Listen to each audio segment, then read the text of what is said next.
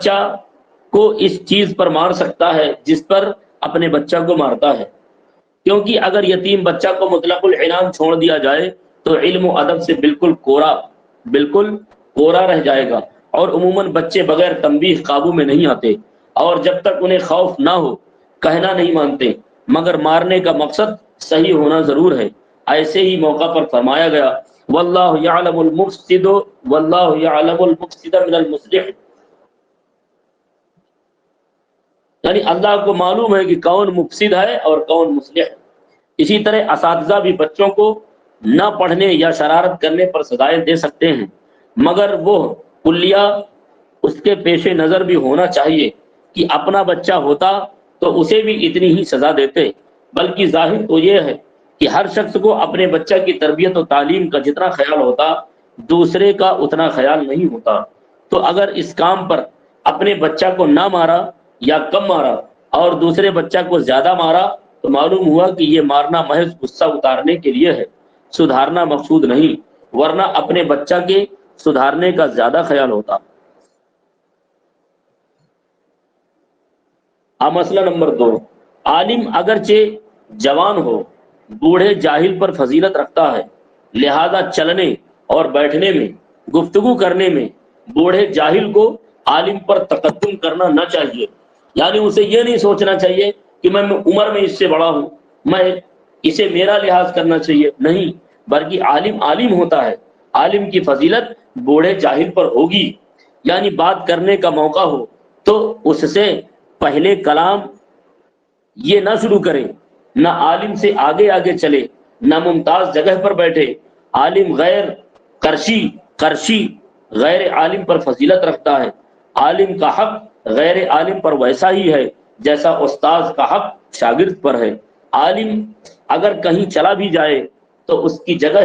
پر غیر عالم کو نہ بیٹھنا چاہیے۔ شوہر کا حق عورت پر اس سے بھی زیادہ ہے کہ عورت کو شوہر کی ہر ایسی چیز میں جو مباح ہو اطاعت کرنی پڑے گی۔ دین حق کی حمایت کے لیے مناظرہ کرنا جائز ہے، بلکہ عبادت ہے، اور اگر اس لیے مناظرہ کرتا ہے کہ کسی مسلم کو مغلوب کر دے، یا اس لیے کہ اس کا عالم ہونا لوگوں پر ظاہر ہو جائے، یا دنیا حاصل کرنا مقصود ہے، مال ملے گا یا لوگوں میں مقبولیت حاصل ہوگی، یہ ناجائز ہے۔ مناظرہ میں اگر، اور یہ مقبولیت والا سسٹم تو آج کل بہت چلتا ہے، سمجھ رہے ہیں نا، بہت چلتا ہے۔ لوگ کہیں گے حضرت یہاں جایا کرو وہاں جایا کرو، لوگ پہچانیں گے، لوگ جانیں گے۔ دعا کریں آپ لوگ پروردگار علماء پر خاص فضل فرمائے، ان کی نیتوں کو درست فرمائے۔ چلو، مناظرہ میں اگر مناظر طلب حق کے لیے مناظرہ کرتا ہے یا اس کا یہ مقصود نہیں مگر بیجا ضد اور ہٹ نہیں کرتا، انصاف پسندی سے کام لیتا ہے، جب تو اس کے ساتھ حیلہ کرنا جائز نہیں، اور اگر محض اس کا مقصود ہی یہ ہے کہ اپنے مقابل کو مغلوب کر دے اور ہرا دے، جیسا کہ اس زمانے میں اکثر بد مذہب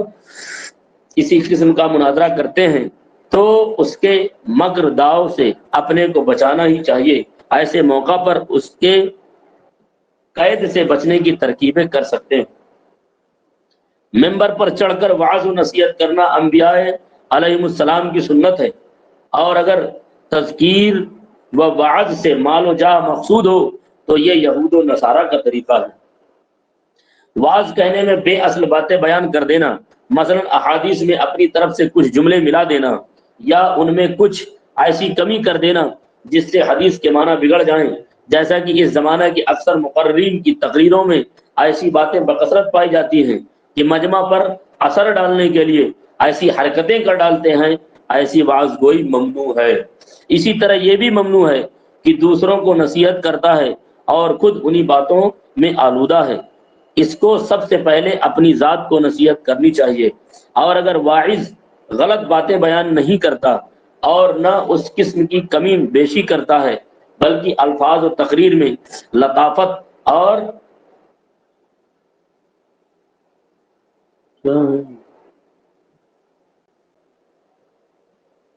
شتگی،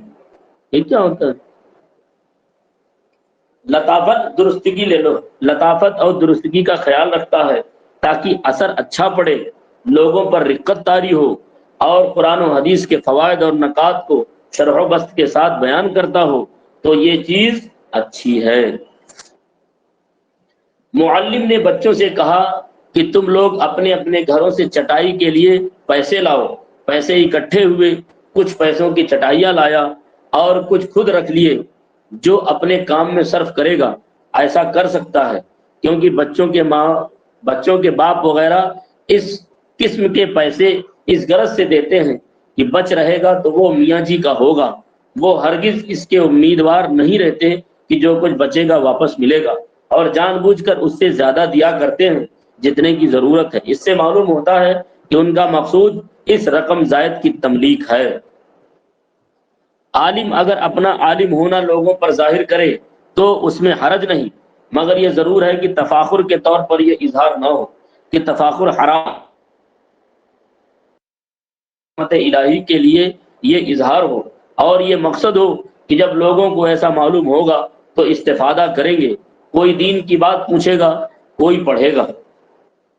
طلب علم اگر اچھی نیت سے ہو تو ہر عمل خیر ہے، ہر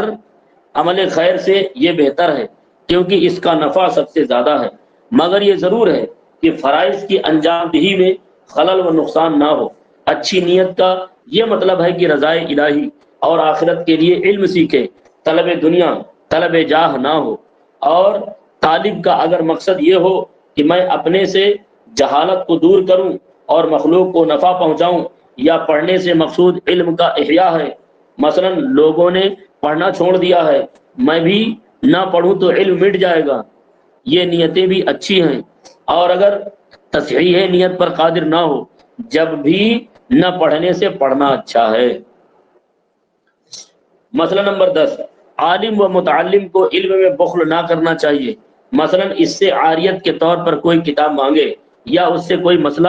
سمجھنا چاہے تو انکار نہ کرے، کتاب دے دے، مسئلہ سمجھا دے۔ حضرت عبداللہ بن مبارک رضی اللہ عنہ فرماتے ہیں کہ جو شخص علم میں بخل کرے گا، تین باتوں میں سے کسی میں مبتلا ہوگا، یا وہ مر جائے گا اور اس کا علم جاتا رہے گا، یا بادشاہ کی طرف سے کسی بلا میں مبتلا ہوگا، یا علم بھول جائے گا۔ مسئلہ نمبر 11، عالم و متعلم کو علم کی توقیر کرنی چاہیے، یہ نہ ہو کہ زمین پر کتابیں رکھے، پاخانہ پیشاب کے بعد کتابیں چھونا،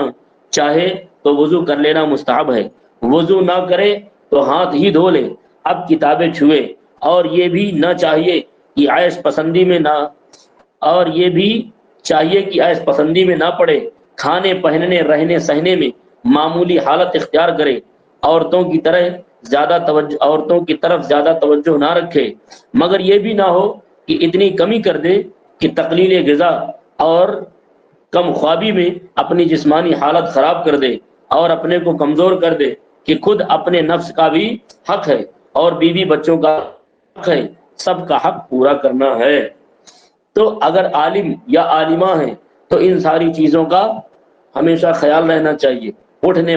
بیٹھنے، بولنے چالنے، کھانے پینے، پہننے اوڑھنے میں ہمیشہ معمولی حالت اختیار کریں، زیادہ حالت فاخرہ اختیار نہ کریں تاکہ لوگوں کو جملے کسنے کا موقع نہ ملے۔ سادھارن جیون گزارنا چاہیے،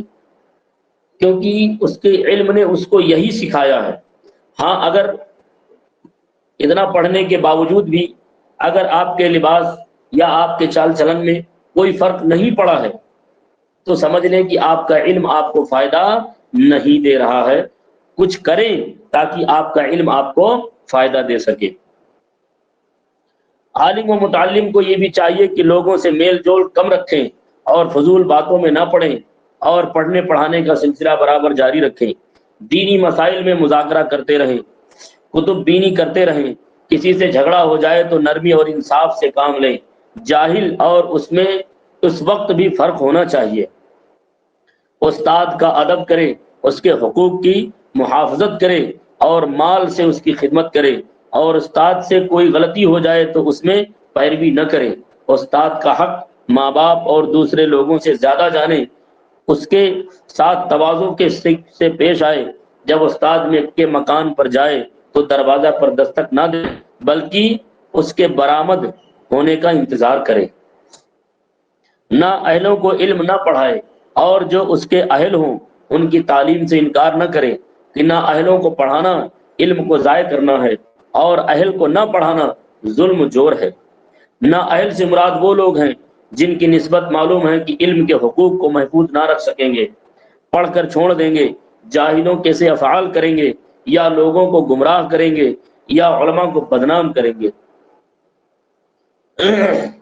معلم اگر ثواب حاصل کرنا چاہتا ہے تو پانچ باتیں اس پر لازم ہیں۔ تعلیم پر اجرت لینا شرط نہ کرے، اگر کوئی خود کچھ دے دے تو لے لے ورنہ کچھ نہ کہے۔ باوضو رہے، خیر خواہانہ تعلیم دے، توجہ کے ساتھ پڑھائے۔ لڑکوں میں جھگڑا ہو تو عدل و انصاف سے کام لے، یہ نہ ہو کہ مالداروں کے بچوں کی طرف زیادہ توجہ کرے اور غریبوں کے بچوں کی طرف کم۔ بچوں کو زیادہ نہ مارے، مارنے میں حد سے تجاوز کرے گا تو قیامت کے روز محاسبہ دینا پڑے گا۔ مسئلہ نمبر 15، ایک شخص نے نماز وغیرہ کے مسائل اس لیے سیکھے کہ دوسرے لوگوں کو سکھائے بتائے گا، اور دوسرے نے اس لیے سیکھے کہ ان پر خود عمل کرے گا۔ پہلا شخص اس دوسرے سے افضل ہے، یعنی جبکہ پہلے کا مقصد یہ مقصد ہو کہ عمل بھی کرے گا اور تعلیم بھی دے گا، یا یہ کہ محض تحصیل علم میں اول کو دوسرے پر فضیلت ہے، کیونکہ پہلے کا مقصد دوسروں کا فائدہ پہنچانا اور دوسرے کا مقصد صرف اپنے کو فائدہ پہنچانا ہے۔ گھڑی بھر علم دین کے مسائل میں مذاکرہ اور گفتگو کرنا ساری رات عبادت کرنے سے افضل ہے۔ کچھ قرآن مجید یاد کر چکا ہے اور اسے فرصت ہے